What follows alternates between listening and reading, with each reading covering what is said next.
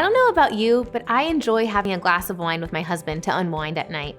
You might be thinking, can I have alcohol? Will it impact my ability to recover and perform my best, or even to achieve my health and wellness goals? One thing that we don't often think about is alcohol and sleep. Yes, alcohol will impact your sleep. According to the dietary guidelines, we recommend only 1 drink per day for ladies and up to 2 drinks for men. But what happens when you consume more than that? Excessive alcohol intake will impair your body's ability to recover.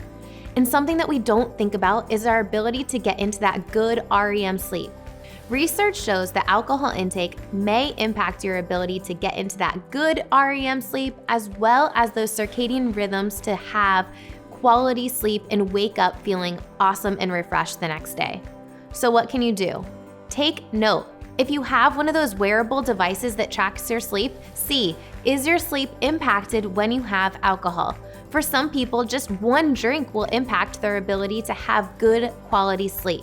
And from there, you can make an educated decision on what's best for you.